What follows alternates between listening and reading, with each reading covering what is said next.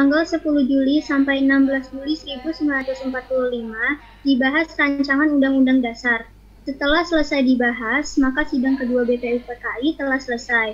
Tanggal 6 Agustus 1945, Sekutu menjatuhkan bom atom di Hiroshima. Korban berjatuhan di mana-mana. Tanggal 7 Agustus 1945, BPUPKI dibubarkan dan diganti dengan PPKI. Dengan alasan tugas BPUPKI telah selesai. Tanggal 9 Agustus 1945, Jepang kembali dijatuhi bom atom oleh Sekutu, tepatnya di kota Nagasaki. Hal ini membuat Jepang kewalahan. Setelah peristiwa pengeboman, 3 tokoh Indonesia yaitu Insinyur Soekarno, Dr. Muhammad Hatta, dan Dr. Rajimanggala dipanggil oleh Marsikal Terauchi di Dalat, Vietnam. Di Dalat, Vietnam, Jenderal Terauchi memberikan 3 keputusan, yaitu disetujuinya pembentukan PPKI, pengangkatan Insinyur Soekarno sebagai Ketua PPKI, dan Dr. Muhammad Hatta sebagai Wakil PPKI, serta untuk mendiskusikan keputusan Jepang.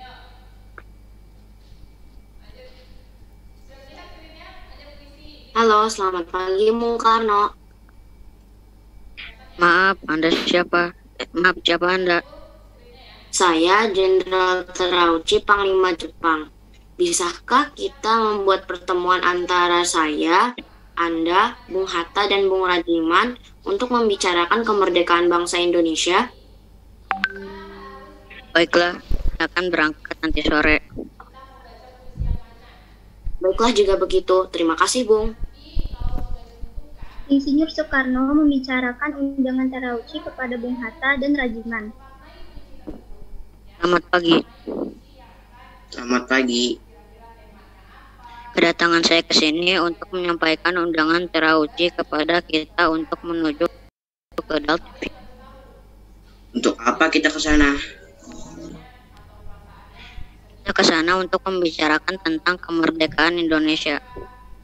Esok harinya, Insinyur Soekarno, Bung Hatta, dan Rajiman sudah sampai di Dalat, Vietnam. Mereka dijemput oleh Terauchi. Selamat, Bung. Kapan dan di mana kita akan membicarakan perbincangan ini? Kita akan membicarakan hal ini besok lusa di rumah saya. Sampai bertemu besok, Bung. Pagi hari setelah menginap di hotel, Soekarno dan kawan-kawan bertemu Terauchi dan melakukan perbincangan.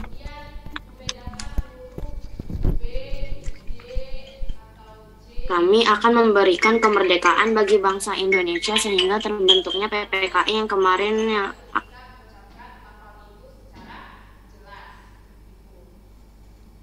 Lalu apa saja tugas PPKI?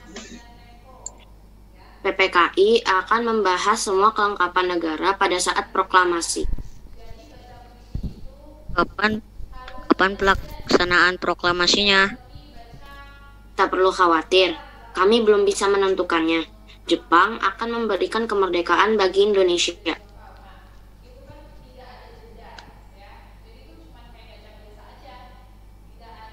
Apakah wilayah Indonesia akan meliputi seluruh wilayah Hindia Belanda? Mungkin bisa jadi wilayah Indonesia akan meliputi wilayah tersebut. Pertemuan tersebut hanyalah tipuan muslihat dari Jepang untuk membantu bangsa Indonesia tidak berontak. Soekarno dan kawan-kawan pun kembali ke Indonesia. Sebelum pulang, mereka singgah ke Singapura untuk menemui 3 pimpinan PPKI. Soekarno selanjutnya mencari tahu bahwa Jepang telah menyerah pada Sekutu. Hari berikutnya, Soekarno dan kawan-kawan melakukan rapat koordinasi. Bung Karno, Hatta, Rajiman kembali diundang ke Singapura menemui 3 pimpinan PPKI. Dalam perjalanan, mereka berbincang. Rasanya saya belum yakin jika Jepang telah menyerah pada Sekutu. Kalau begitu, kita perlu diskusi lebih lanjut dengan beberapa tokoh yang ada di Indonesia. Lalu siapa saja tokohnya? Baik golongan tua maupun golongan muda untuk memproklamirkan kemerdekaan Indonesia. Setelah mengetahui kekalahan Jepang dari siaran radio BPC, Para pemuda menemui Insinyur Soekarno dan Muhammad Hatta di rumahnya Jalan Pegangsaan Timur nomor 56 Jakarta untuk mendesak Insinyur Soekarno dan Muhammad Hatta agar mengumumkan kemerdekaan saat itu juga, dengan Sultan Syahrir sebagai juru bicara. Bung Karno, Jepang sudah kalah. Seharusnya kita cepat memproklamasikan kemerdekaan. Kita tidak bisa begitu saja memproklamasikan kemerdekaan. Kita harus membicarakan dalam rapat PPKI.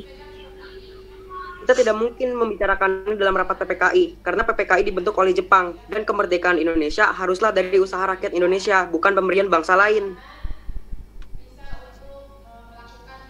Bukan begitu, kita memang seharusnya membicarakannya dalam rapat PPKI, karena PPKI adalah badan yang bertugas mempersiapkan kemerdekaan. Dengan demikian, usaha para pemuda dengan juru bicara Sultan Syahrir untuk membujuk Insinyur Soekarno agar segera memproklamasikan kemerdekaan mengalami kegagalan. Setelah mengalami kegagalan membujuk Bung Karno, maka para pemuda kembali mengadakan rapat dengan Syairul Saleh sebagai pemimpin. Setelah rapat usai, akhirnya diputuskan para pemuda akan menculik Insinyur Soekarno dan kawan-kawan. Keesokan harinya, tepat dini hari tanggal 16 Agustus 1945, Dr. Muhammad Hatta, Insinyur Soekarno beserta Ibu Fatmawati dan Guntur Soekarno Putra dibawa oleh pemuda ke Rengas Dengklok. Ada apa ini? Apa maksudnya kami dibawa ke sini? Maksudnya kami agar Bapak segera memproklamasikan kemerdekaan. Saya sudah mengatakan bahwa kemerdekaan Indonesia harus dibicarakan dalam sidang PPKI terlebih dahulu. Bapak benar, karena persiapan kemerdekaan adalah tugas PPKI. Lagi pula Bapak kan ketua PPKI, Bapak tidak mungkin mengambil keputusan tanpa memberitahu anggota PPKI yang lain. Sementara terjadi perdebatan di Rengas Dengklok, di Jakarta Wikana, golongan muda, dan Mr. Ahmad Subarjo, golongan tua, melakukan perundingan. Setelah mendapat beberapa kesepakatan, diutuslah Yusuf Kunto untuk mengantar Ahmad Subarjo ke Rengas Dengklok. Mari Pak, saya antar ke Rengas Dengklok. Ayo kita segera ke sana. Saya rasa di sana pasti terjadi perdebatan yang sengit. Mari Pak, kita segera berangkat. Setelah sampai di sana, Mr. Ahmad Subarjo akhirnya menjemput Insinyur Soekarno dan kawan-kawan. Selain itu, Mr. Ahmad Subarjo berhasil meyakinkan para pemuda untuk tidak terburu-buru memproklamasikan kemerdekaan. Sekitar pukul 11, rombongan Insinyur Soekarno sampai di Jakarta untuk sesaat pulang ke tempat masing-masing. Lalu langsung menuju rumah Laksamana Maeda untuk merumuskan naskah proklamasi. Silakan masuk Bapak-bapak.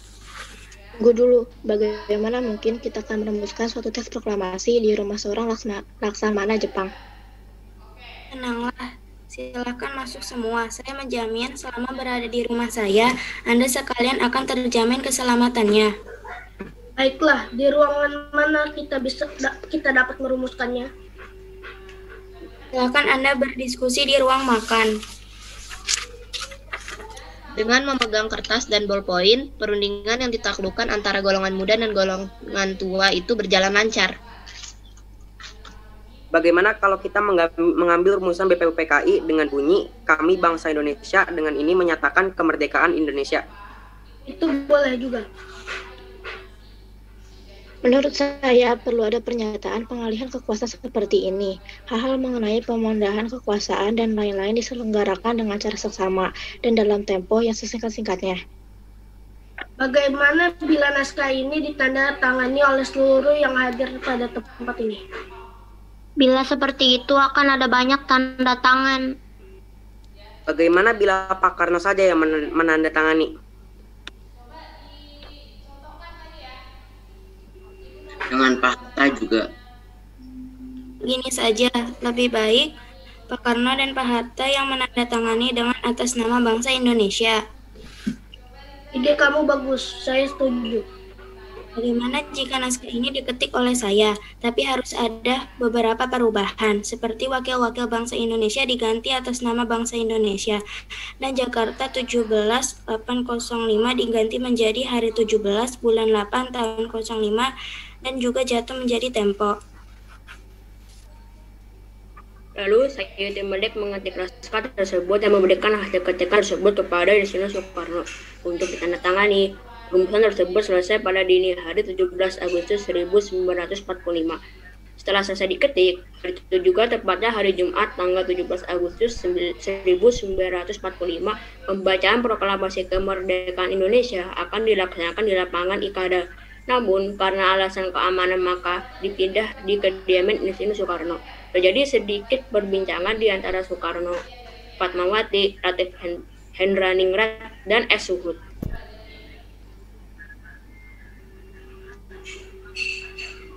Pak, kita membutuhkan bendera merah putih untuk dikibarkan sebagai tanda merdeka suatu bangsa. Iya, saya tahu, maka saya sudah meminta istri saya untuk menjahitnya. Ya, ini sudah saya jahitkan. Terima kasih ya, Bu.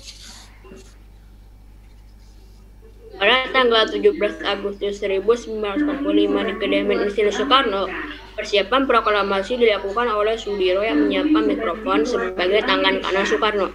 Tepat pukul 10 waktu Indonesia Barat, Insinyur Soekarno membacakan teks proklamasi selanjutnya dengan pengibaran merah putih oleh S. Suhud dan Latif Hendraningrat yang diiringi oleh lagu Indonesia Raya. Dilanjutkan dengan sambutan Wali Kota Suwirjo dan pimpinan Barisan Pelopor Dr. Muwardi. Proklamasi kami, bangsa Indonesia, dengan ini menyatakan kemerdekaan Indonesia. Hal-hal yang mengenai pemindahan kekuasaan dan lain-lain diselenggarakan dengan cara saksama dan tempo sesingkat-singkatnya. Jakarta, hari 17 bulan 8 tahun 05, atas nama bangsa Indonesia, Soekarno-Hatta. Berita proklamasi menyebar dengan cepat ke seluruh penjuru Jakarta. Setelah itu, teks sampai ke tangan kepala bagian radio Domei, Wahidan B, dan memerintahkan F. With Markolis untuk menyiarkannya. Pada tanggal 18 Agustus, PPKI melakukan sidang yang kedua dihadiri oleh Insinyur Soekarno, Muhammad Hatta, Rajiman, dan para pemuda. Assalamualaikum warahmatullahi wabarakatuh.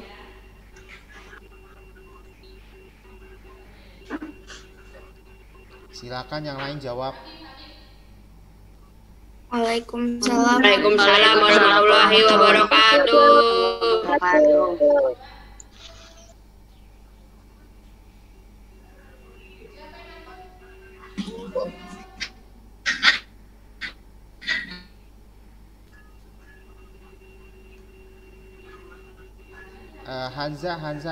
Hanza bagian Hanza. Untuk memulai sidang PPKI ini, mari kita menyanyikan lagu Indonesia Raya. Di sini kita akan menetapkan bahas UUD 1945 yang dijadikan sebagai dasar negara, memilih presiden dan wakil presiden, serta membentuk KNIP, Komite Nasional Indonesia Pusat, untuk membantu pekerjaan presiden sehari-hari. Ya, kami setuju. Sekian pertemuan sidang kali ini. Merdeka! Yang lain? Merdeka!